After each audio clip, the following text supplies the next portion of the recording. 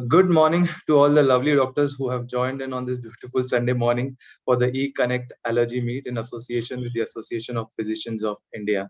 Without much delay, and I am happy to have this opportunity to introduce the speakers for the session. We have with us Dr. Sameer Bhargava, a senior ENT surgeon from Mumbai. He is the professor in the Department of ENT at HBT Hospital, HBT Medical College and Dr. R.N. Cooper Hospital, Mumbai. He has been the national president of Association of Otolaryngologists of India in 2020 and 2021. We have with us Padma Shri Dr. Dr. Shashank Joshi, sir, with us, and he's currently an endocrinologist with Leelavati Hospital in Mumbai. Sir is the chair of the International Diabetes Federation of Southeast Asia. Sir is the member of the COVID-19 Maharashtra State Task Force. He has been the past dean of Indian College of Physicians, the past president of Association of Physicians of India, emeritus editor of the Journal of Associations of Physicians of India, and the president of the Indian Academy of Diabetes and Hypertension Society of India, past president of Endocrine Society of India, past president of RSSDI, past president of AIAARO. He is also the past chapter chair of the Indian American Association of Clinical Endocrinology, and the past president of International College of Nutrition. And finally, we also have with us Dr. Simab Sheikh. He is a senior ENT surgeon practicing in Pune for more than 25 years. His major interests are sleep apnea and nasal allergies. He is known for his work in sleep apnea nationally as well as internationally. Dr. Sheikh was the founder of the national president of National Association of Surgeons for Sleep Apnea. He has been responsible for setting up the guidelines for sleep apnea, as well as the core member of the Allergic Rhinitis guidelines in India, and has been a speaker for national and international conferences.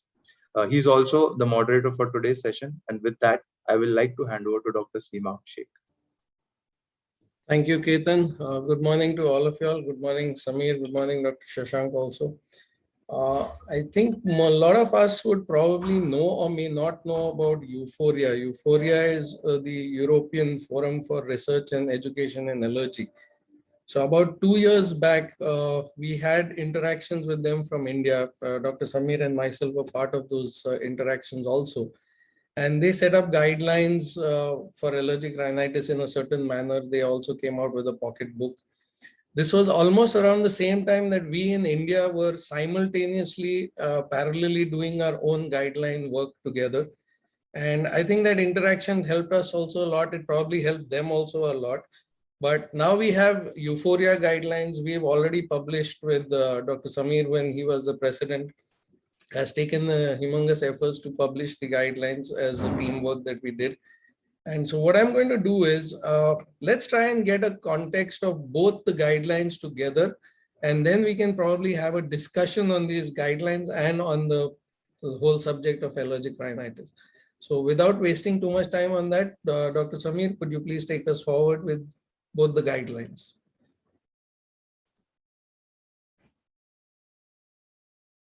You're muted. Yeah, thank you, Seema, and good morning, everybody. So let me share my screen.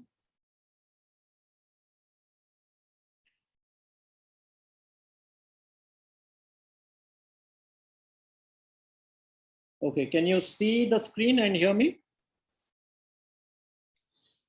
Yes, we can.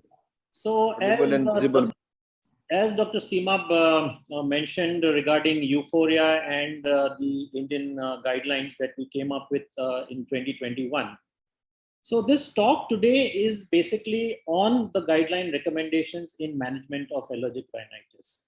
And why allergic rhinitis was selected as a topic for which we need to have guidelines is because it's an extremely common disease and it continues to be under-recognized, under-diagnosed, and hence under-treated, not only in India, but across the globe. And what are guidelines? They are statements by which we can determine what should be the course of action. And basically, they are meant to strengthen a particular process according to a set routine or a sound practice. And that is exactly what we set out to do when we thought about the Indian guidelines. So in the next 15 minutes or so, I will be talking about the current trends in allergic rhinitis, speak about the EUFOREA guidelines, which Dr. Seema has alluded to. The area guidelines, I mean, these are the ones that we've always been talking about since many years, and which were also the basis for our guidelines. The AOI guidelines as they stand today, and also look at certain other therapies which are coming up since the last few years, and also may in the future replace a lot of what we are doing currently.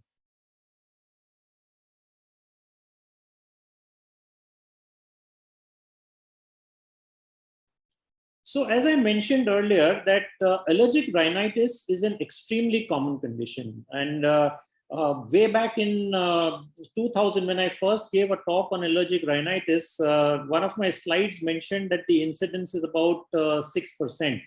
And every 5 years, this went up almost by 50%, probably faster than the Sensex. So in 2020, it has been noted that the incidence is almost 24%. So anywhere between 20 to 30%, which is covering a large population.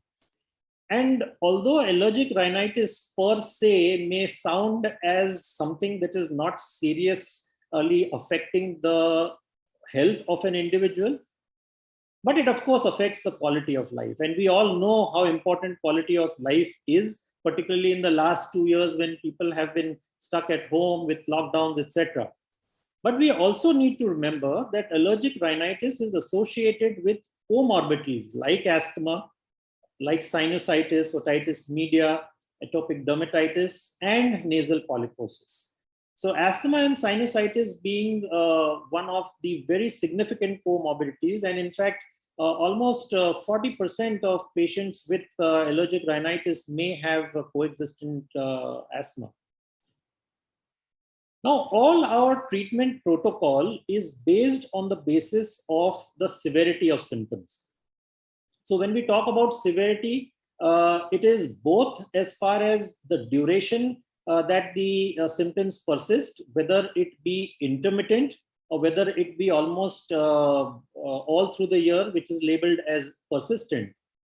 And also to what extent does the quality of life get affected? So is it getting affected only mildly, where patients can continue to go about their work without much of interference, as in the child would go to school, the adults would go to work, would not be affecting their sleep to that extent. But whenever it affects any of these parameters, then we label that as moderate to severe.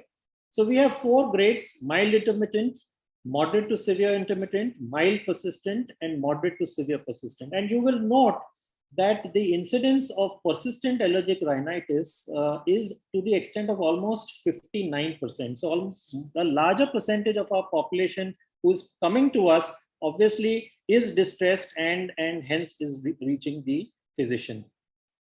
We also must remember that although the symptoms have been kind of broken up into the runners, where you have a lot of sneezing and running nose, and blockers, the blockers are the one who are more affected, and probably 64 to 65%, according to one study, is the incidence of blockers and among the patients who have allergic rhinitis. Because blocking can, at night particularly, can affect your sleep badly and hence affect your daytime activities. So that is something that needs to be addressed very well. So what is the rationale of pharmacotherapies in allergic rhinitis? So broadly, besides of course the avoidance measures and the immunotherapy, when we look at pharmacotherapy, we categorize it into 2 categories. One is the antihistamines. So it could be the oral or the topical. And whenever we talk about oral antihistamines, we are now talking about the 2nd generation antihistamines, because almost all our patients across the board will come and tell us that, doc, please give us a medicine so that will not put us off to sleep. Because in the past, we've had enough of the 1st generation antihistamines, which not only would have anticholinergic side effects, but also cause the patients to go off to sleep. So we are generally recommending the antihistamines, whether oral or topical. as a first-line therapy for mild or moderate, intermittent, or mild persistent allergic rhinitis. The advantage with the intranasal antihistamines is the benefit of a faster onset of action, and hence is quite often accepted well by the patients. The only issue, of course, being the taste of when the drops come into the throat, which most of the pharma are trying to mask with all kinds of additives. So a patient who is responsive to antihistamine therapy should be instructed to continue the therapy during the periods of allergen exposure. And those who do not respond, and I'm talking about patients who continue to be symptomatic even after 2 weeks, we go in for the step-up therapy, so the treatment should be stepped up. Coming to the intranasal corticosteroids, these are generally recommended as a first-line therapy for moderate to severe persistent symptoms and treatment failures with antihistamines when used alone.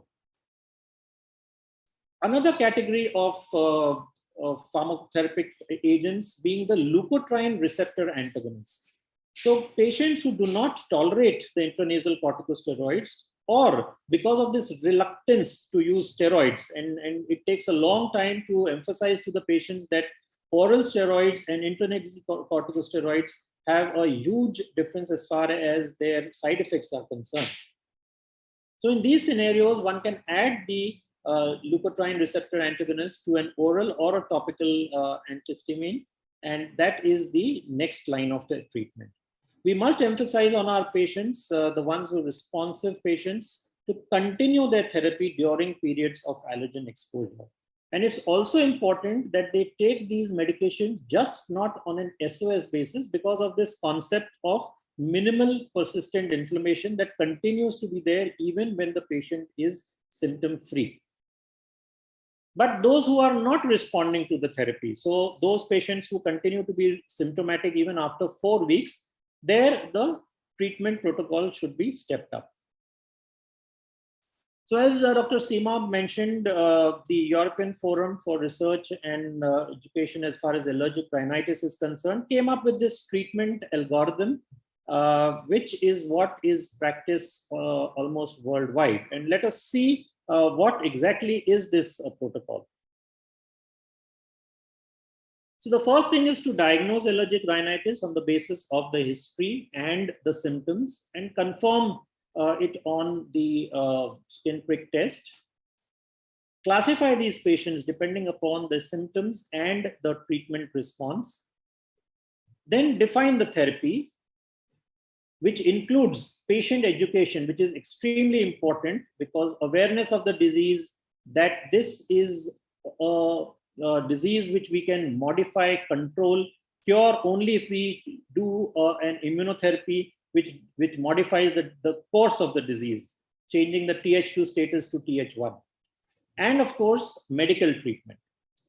Once we define that, then we select the product. So whether it is pharmacotherapy or whether it is allergen immunotherapy, and then activate the treatment plan. Now, when we are following up the patients, we instruct them to grade their symptoms based on the visual analog score. So very simple way where they can actually map out as to how they are doing on a daily basis, and not only the symptom of sneezing, but you can look at the asthma aspect, you can look at the conjunctivitis aspect. So you have this visual analog score, and if it is less than 5, then the personalized treatment based on the treatment response, long-term plans, and patient needs is instituted. But if there is an uncontrolled allergic rhinitis, so where the analog score is more than 5, then in that case, we reclassify the patients, redefine the therapy, select the products again, and then fine-tune the treatment plan. So let us look at this EUFOREA guideline chart. It's a busy slide. I will take you through this. So the most important thing right at the top of our mind should be patient education on disease and therapy adherence, avoidance of irritants and allergens. And saline nasal sprays and douching is now becoming a standard part of our treatment protocol, helping in many ways than one. So not only washing away the allergen that would be deposited in the nose, clearing the mucus, helping the mucociliary clearance. And that is something that we now almost routinely advise our patients, whether it is in the treatment of allergic rhinitis or even post-operatively if we operate on these patients with polyposis.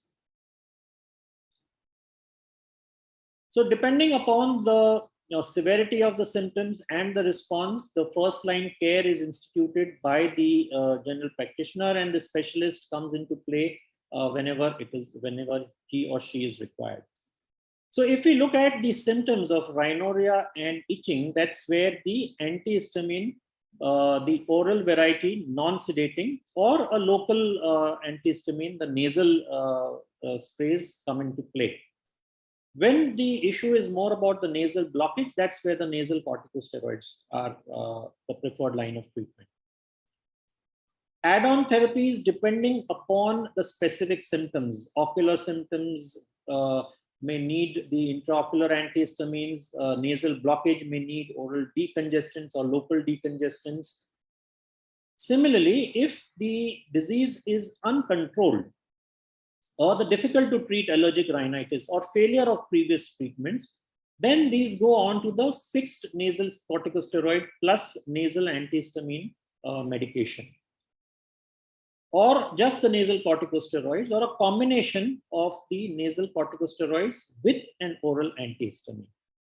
Once again, if the disease continues to be uncontrolled, or when there is a very severe allergic rhinitis, or failure of the previous treatments, we reevaluate our diagnosis, particularly if the patient is complaining only about nasal obstruction, then look at any other mechanical obstruction causes, which could be in the form of a deviated septum, or could be turbinate hypertrophies, or could be polyps, or in a younger patient, adenoids as well.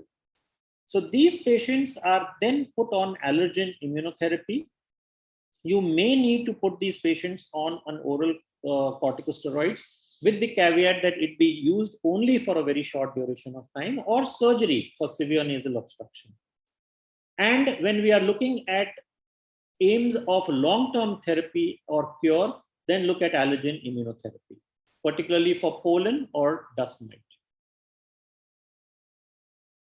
So when we talk about education, we need to talk about the nature of the disease, the possible need for long-term treatment, because we find that a lot of patients keep jumping from one physician to the other, not understanding the fact that this disease needs a long-term treatment, and there can be periods where you have breakthrough.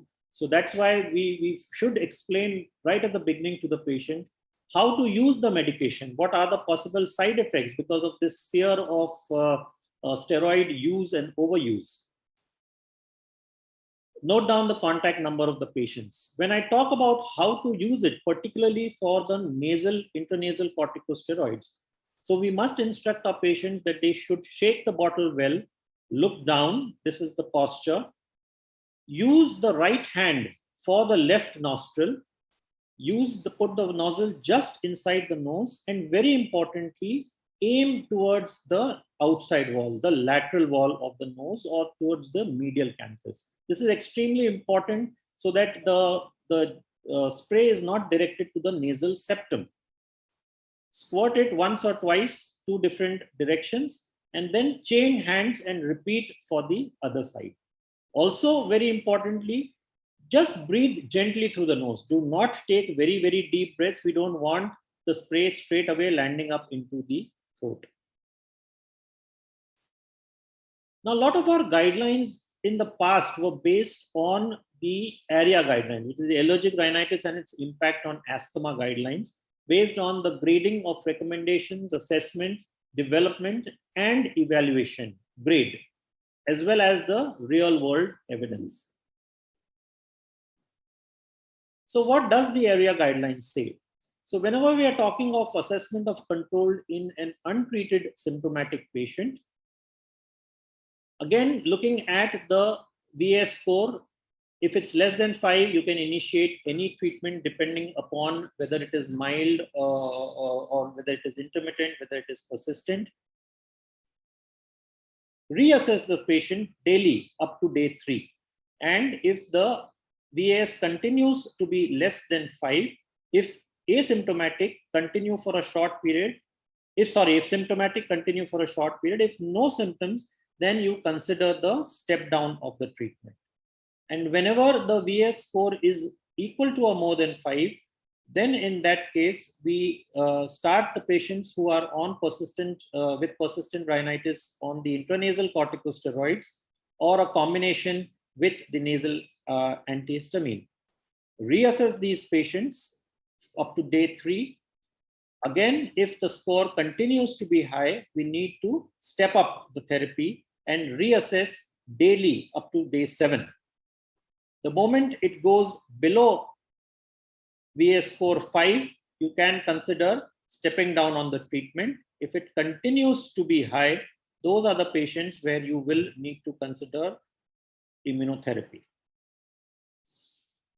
So what did the area guidelines conclude? That the fixed combination of intranasal corticosteroids and intranasal antihistamines is effective within minutes, and our patients need fast relief from their symptoms.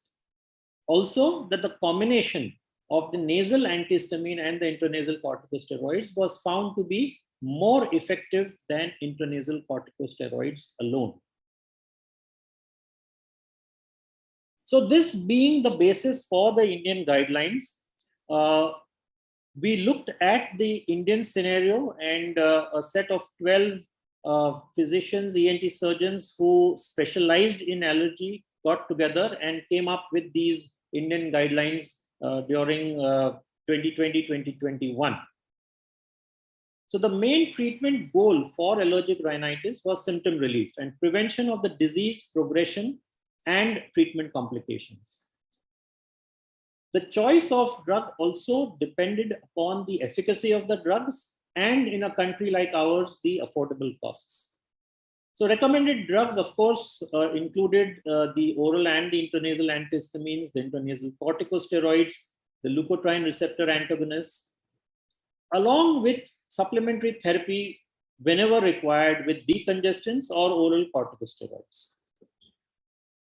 So each available treatment option had variable effects on the symptoms of allergic rhinitis. And this slide very clearly highlights that. So if we look at the efficacy for antihistamines, the colors green from light to dark suggest the strength of the response, and red is not effective. So when we look at oral antihistamines, very effective for nasal itching, extremely effective, I may say, very effective for sneezing, rhinorrhea, and eye symptoms, not so effective for nasal obstruction. Similarly, the intranasal antihistamines, excellent for sneezing, rhinorrhea, and nasal itching, not so much for eye symptoms. Whereas, of course, the intraocular antihistamines would work only for the eye symptoms. So if you compare the corticosteroids, we're talking about the intranasal corticosteroids, extremely effective for sneezing, rhinorrhea, and nasal obstruction, moderately for itching and eye symptoms.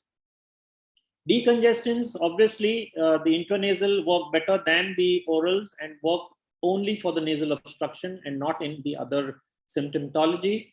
Anticholinergics, more for rhinorrhea, and anti-leukotrienes would work for nasal obstruction and eye symptoms better than the rhinorrhea, but not for sneezing and nasal itching. So with this knowledge, we have this recommended treatment approach for allergic rhinitis. The avoidance of triggers and saline douching forms a part of our treatment. We start the patient on antihistamines, oral or nasal intranasal corticosteroids, and add the antihistamine plus leukotriene receptor antagonist combination to the nasal corticosteroids, depending upon the response of the patient. Step up therapy if poorly controlled, step down therapy if well controlled. For a long-term cure for these patients, as I said, to get the Th2 status to Th1, look at specific immunotherapy. So this is broadly the Indian guidelines, and you can see that we have divided it into the standard, intermittent, persistent, mild, moderately severe, mild, moderately severe. So this part of the treatment remains more or less the same. So when it is moderate to severe, use of oral antihistamines, intranasal antihistamines. If not controlled, intranasal corticosteroids. You may add the LTRAs and decongestants depending upon the need.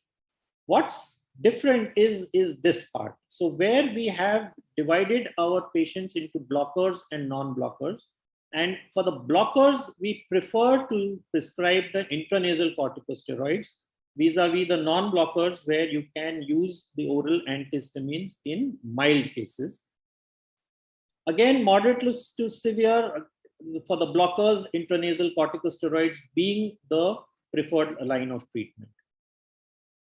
In this category of moderate to severe, whether it be blockers or the non-blockers, if the patients do not respond to the regular therapy, and we need even after the step-up therapy, these are the patients who may require a short course of oral corticosteroids, but with the caveat that it should not be used for more than 5 to 7 days at full adequate dose. That's extremely, extremely important, needs to be emphasized to the patients. If we need to use the decongestants, then this also should be used as a short-term therapy of maximum 5 to 10 days. Step-down treatment to be continued for 3 months, and after tapering, continue with the minimal dose of the drug as per the patient's requirements. What about other therapies? What about the future? So as far as other therapies are concerned, surgery is something which we would recommend to the patient strictly and strictly only if the patient has complaints of nasal obstruction, in spite of all the measures that we are taking. You need to emphasize to the patients that surgery is not going to change the disease course as far as sneezing and the watering is concerned. Although some surgeries to address the secretions, the nasal secretions, the Vidian neurectomy or posterior nasal nerve surgery have been tried. Long-term results are still awaited.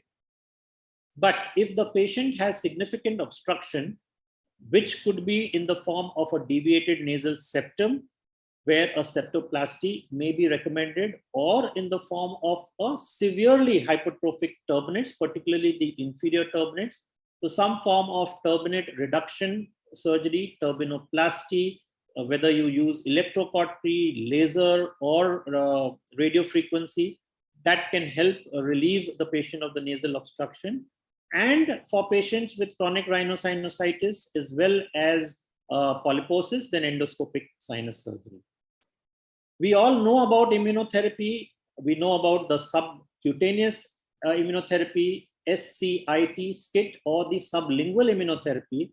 But what has come in the last couple of years is intralymphatic immunotherapy. And this is something that in the years to come may replace the standard form of immunotherapy.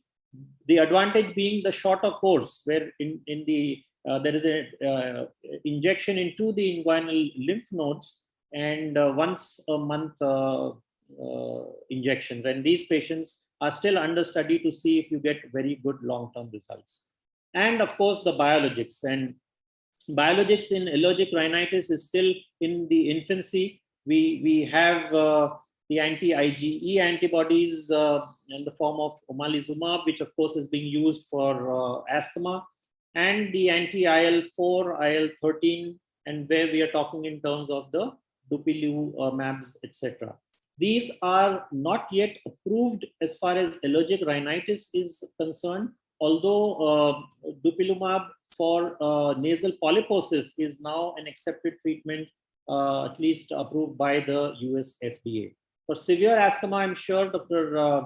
Shashank will throw some more light on the use in asthmatics.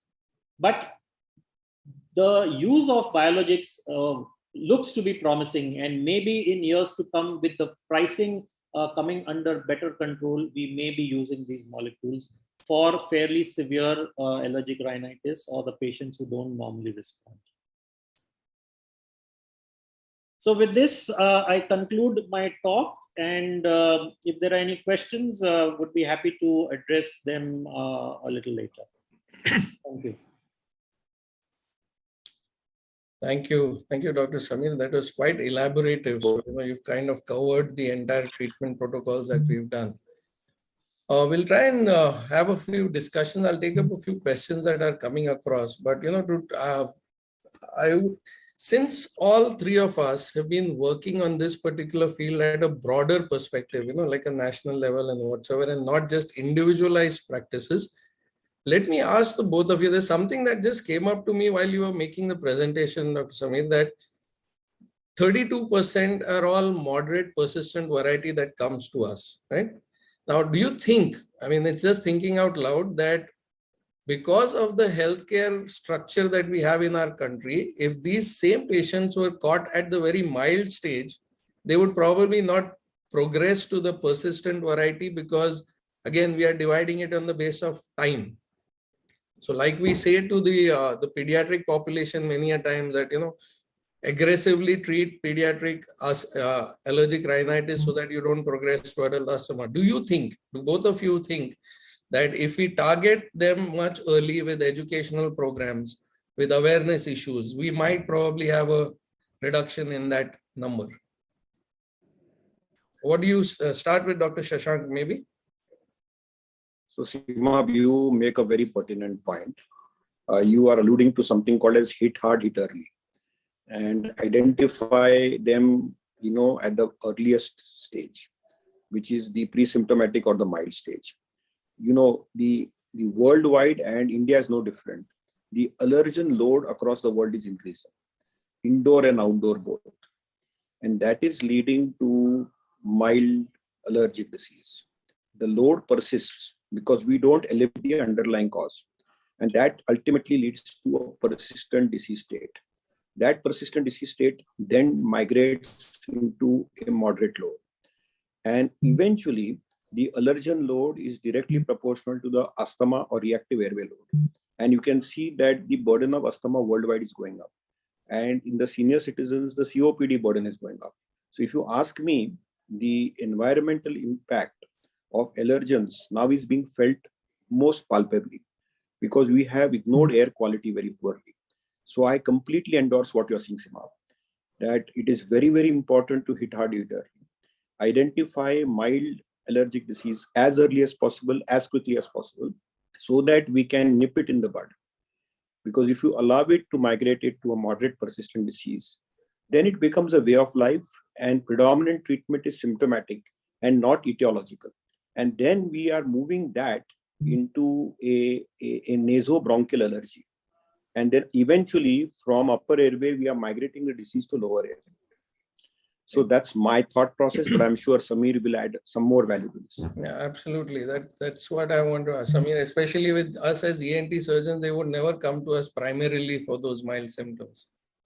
Yeah, absolutely. I completely endorse what Dr. Shashank mentioned. So, the old adage that prevention is better than cure holds good in every form of any form of disease.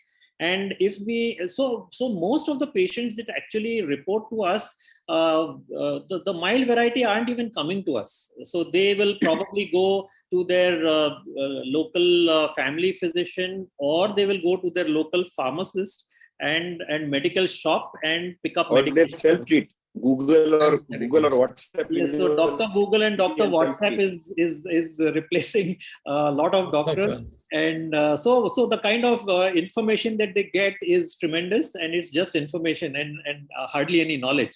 So misinformation, if I may use that word. So with the result that a lot of these patients, if we, as you said, catch them early and then don't let them grow. So that's the whole idea. And if we do that, then probably we will reduce the disease burden, and the burden being lower, disease cost will go down. I mean, in a country like India, if we can reduce the cost for therapy, it would mean such a huge amount of saving. And the numbers are astonishing and just going up. As I mentioned, it was 6% in 2000, and now it's 25%. And in the years to come, it's even going to go further. I like your simile to the Sensex on that front. Anyway, so the point here is exactly this to our viewers. That's why it is so important to understand the detailed treatment protocols of a very so-called simple disease. So taking that forward now, Samir, when you spoke about the step ups and step downs, now we obviously are getting most of them at moderate persistent variety. Yes. And we have probably started them with the steroid sprays and an oral antihistaminic because that's first line. Now, when we talk about step up after say 4 weeks, okay, what exactly are we going to do to step that up? What are you going to add on to, or what are you going to change?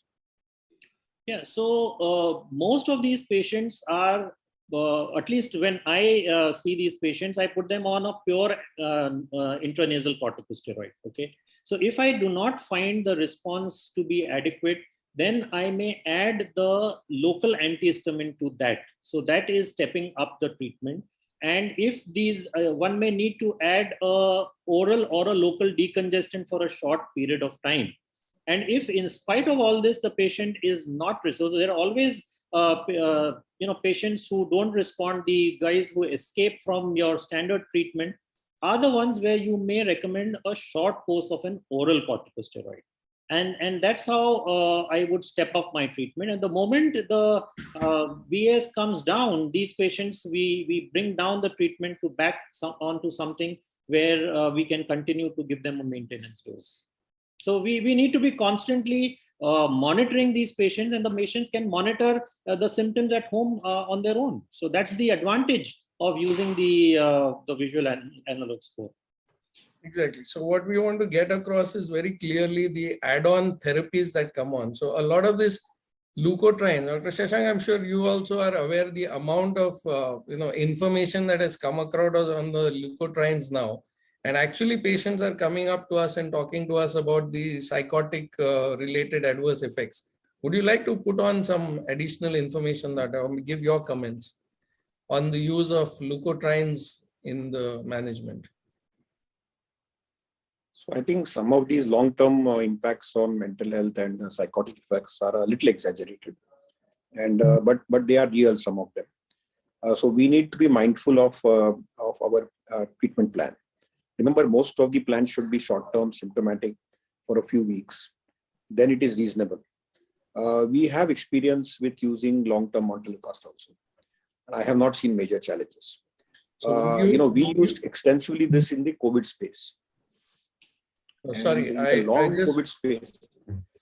COVID space, we used a lot of these, and we did not observe any adverse events with many of these you subjects. Wouldn't like put down a figure or a timeline where you would say that, okay, not to use leukotrienes beyond this. Would you be putting up something like that? So from my side, it would be anywhere between 3 to 6 months, and then give a break. Up to 6 months is relatively safe for us to use leukotrienes. Right. Yeah, regularly, persistently over a period of time. So since we are, I am not majorly concerned. Yeah, go ahead. No, go ahead. Finish. So see, lot of this, hype. I have patients of mine who are using these agents on their own, off-label, for years. And we did an audit pre-COVID of people using montelukast with fexofenadine. Okay, more than 2 years. And we had more than 300 such subjects, and we found no impact on mental health or psychotic episodes or overall well-being. It became a way of life for them, but we realized that they use it episodically. So they started somewhere in October and they ended somewhere in the month of May. This is Mumbai. Okay, it's linked to humidity, it's linked to temperature changes, it's linked to aero allergen exposure types. And then during monsoons, they tend to use less of it. So it's highly variable, but we have seen people with more than 2 years. And I have a couple of clients who have used it for more than 4 years. And I have not seen any adverse event, but we have not published it. So we need to collate and publish that data. In absence of that, obviously there is a little concern, but I'm sure Samir and you will have your own take on it. You'll use it more episodically, more symptomatically, because the length of stay with you is shorter. Length of stay with physicians tends to be longer. Absolutely.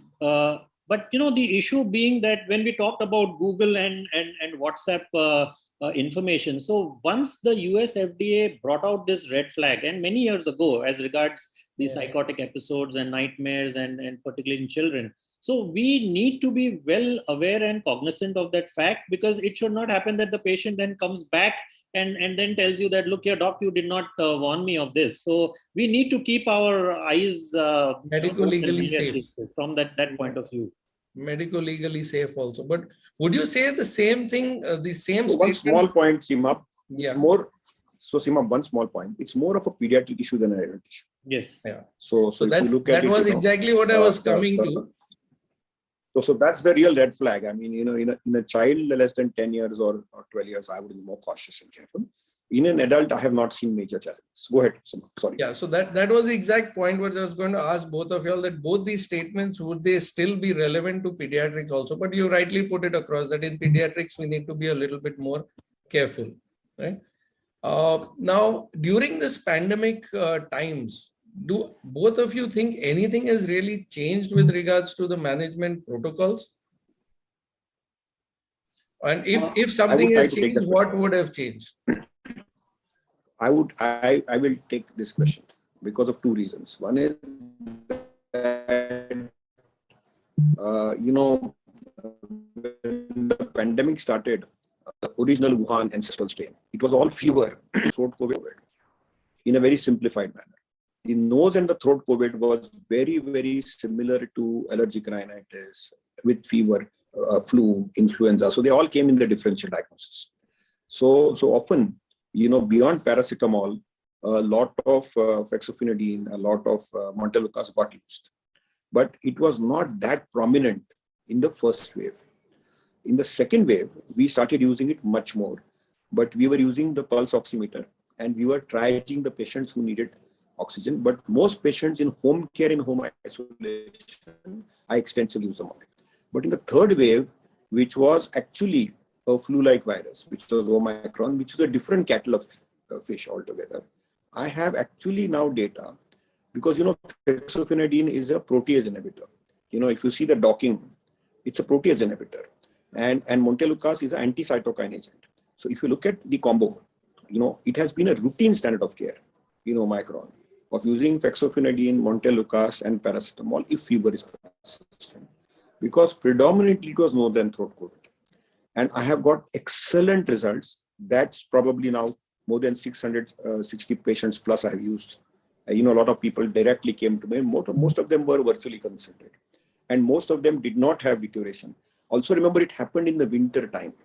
So Omicron peak, which occurred, was in the winter time, which is the time where a lot of people get flu-like syndrome, allergic rhinitis gets aggravated.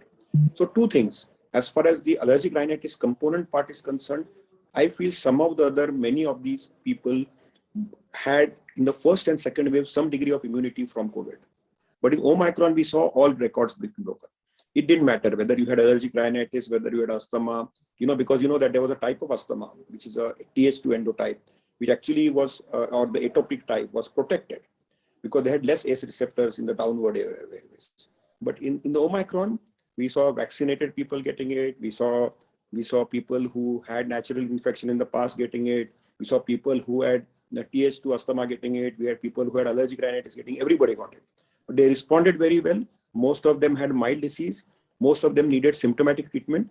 And on my pecking order, apart from paracetamol, fexofenadine and montelukast was right on the top, not because this is a sponsored program, but right on the top. In fact, I have experienced systematic collation of this data of more than 600 patients, which I want to publish because it was a simple nose and throat COVID which we treated. Actually, if you ask me, Omicron should be treated by ENT specialist and not treated by physicians. I can say this, Omicron came only in the third week of November. We are talking today, in the probably in the first week of March. Wow. And I can very confidently say that in the short duration, it's a very short, fast, contagious strain. I think it is a nose and throat condition and less of a lung condition. And that's a good thing. And I wish that the next strain is probably just a nose condition. And that's why also the vaccine which will come in COVID will be a nasal route. So it's and therefore also remember the intranasal steroid also had a role.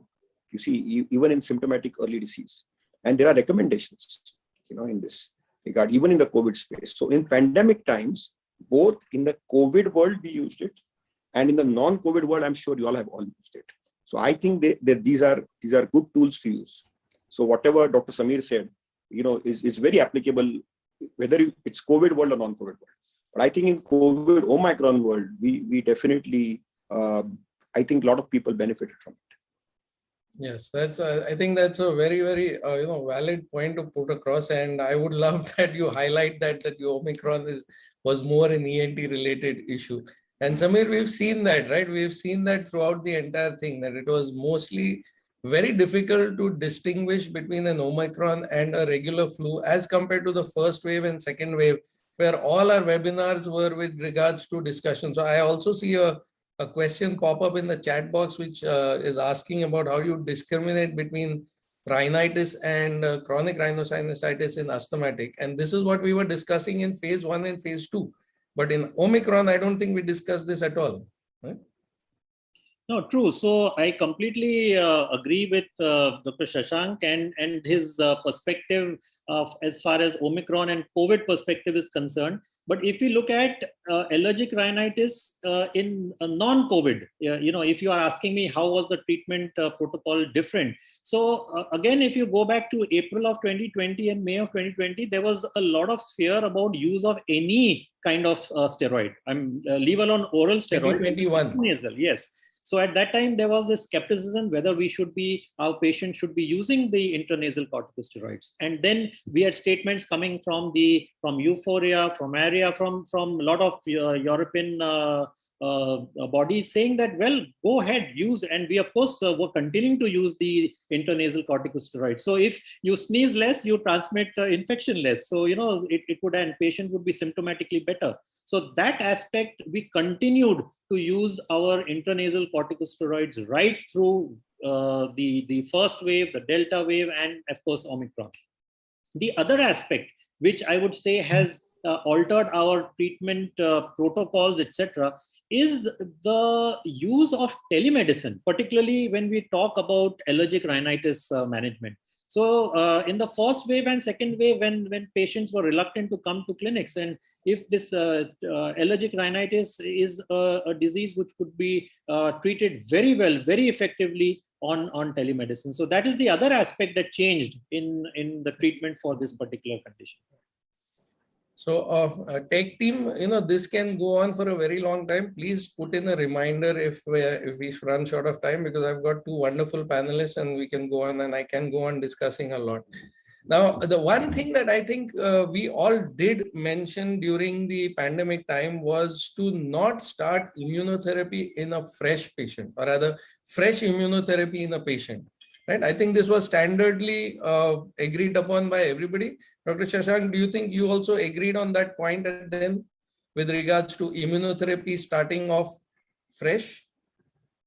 So probably. And the logistics behind it was the reason why I think that kind of I won't use the word guidelines, but that kind of a consensus was made. So I would agree partly, Seema and Samir. Particularly in the first year of the pandemic and the second year of the pandemic. So when the Wuhan strain was available and the Delta strain and the Alpha and the Beta and the Gamma were available. I think in the Omicron world, we are back to the old world. Yeah. And I think that thing no more holds true.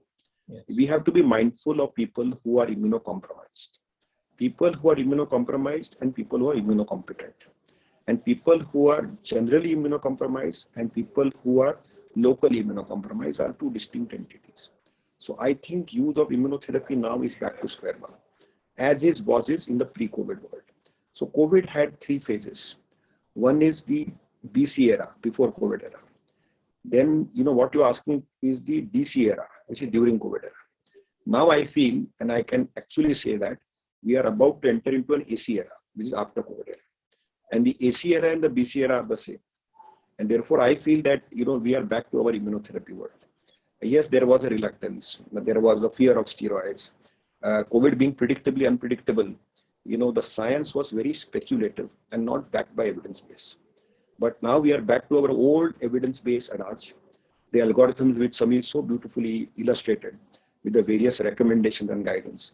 These are all recommendations. We have all seen that in our individual practices, each human being behaves differently. And each human being behaves differently in the allergic world, which has a lot of cofactors, the air around him, the allergen around him, the season you are treating, the time of the day you are treating. So there are a lot of bio variables involved in it. So I think we are back to immunotherapy. One thing is sure. Yeah, go ahead.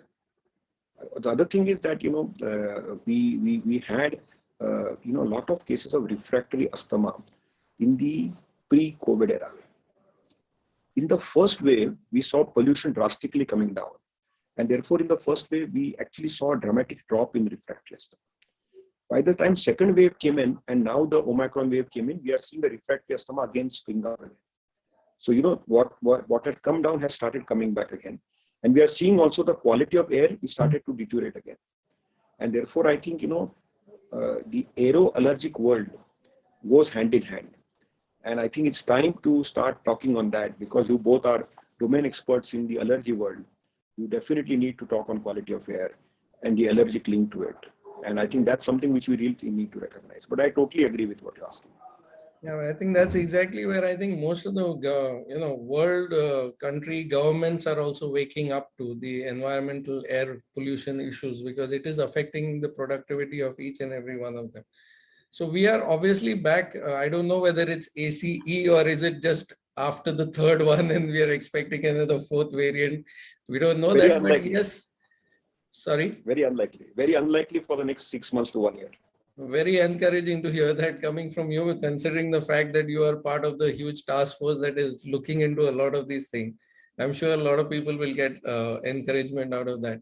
So it's time to restart immunotherapy again, as and when which patient really requires it. So Samir, after you've got a refractory patient, let's say now you've stepped up, you've stabilized him and you brought him down and you have brought down your drugs again. When do you think you would actually consider immunotherapy? Because let's put it electively, on one side, we have the medical indications to use immunotherapy. Like if he's not responding, then you will offer him. But you as a practicing person, would you actually go forward and electively offer immunotherapy to somebody if you think that it's really going to be a game changer for him? And when would you do that? So, Seema, most of my patients who come under the category of moderate to severe persistent allergic rhinitis, I do subject them to a skin prick test, and that would, determine whether I need to put this patient onto immunotherapy. And a large percentage of these patients would show up to dust mite and to pollen or to molds, etc. So these are the patients where we need to recommend because we need to understand the fact there's always a lot of skepticism in the past as regards the efficacy of immunotherapy, and now you have enough data to show that if taken properly with good compliance, you get a very good success rate, and this is across the world, the data that has come out.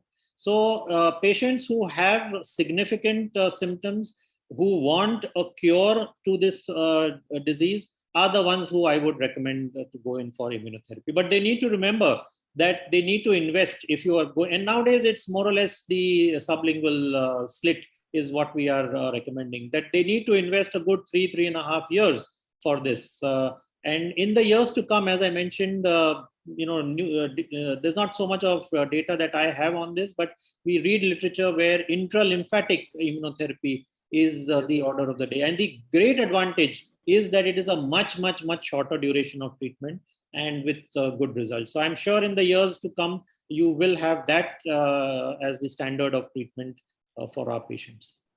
So I'm getting my indications that we're running short of time, will be ending soon. So I would just like some parting statements from Dr. Shashank and you. And Dr. Shashank, if you could probably, put in a little bit of light with regards to diabetes patients having these kind of issues. Is there anything different that you have done or anything different that we need to know? So diabetics, are more immunocompromised, get more refractory disease, or they get more persistent allergies. So from that standpoint, we definitely need to be more mindful and careful with them. They also tend to get more severe disease, particularly in the lungs, and their mucociliary clearance is poorer. They need a lot more symptomatic treatment than normal people. My general take is very generalistic, that use symptomatic treatment quick and fast. Don't wait, particularly the anti-leukotriene agents. And some of these agents, are repurposed drugs. For example, in the COVID space, as I said, in the Omicron space, they are standards of care. So we need to generate good science and good data in that direction. And I think, that's the way to go. But I think we need to be mindful of our air quality. And the aero-allergic world is growing and growing. And it's a huge burden, which is translating into a large lung disease burden. And therefore, it's important to recognize that the respiratory disease burden, which is going up across India, is directly linked to actually this world. Great. Thank you for this. So, Amir, your parting thoughts, please. And then I think we will hand it across to Dr. Ketan. Yeah, we've discussed this extensively as far as how should we be treating our patients. But one thing I would always want to emphasize is that educate your patient. And because education as far as the nature of the disease, the duration of the treatment that you need to go in for, and how you are going to be able to give a long-term solution and cure to these patients comes through education only. And I think not only educate our patients, but we need to also educate our government as regards measures that they need to take to make sure that in the years to come, we have better air quality to breathe and lesser incidence of all kinds of respiratory illnesses. And of course, more also equally important to educate our medical fraternity, who has probably taken this disease in a very lighter sense.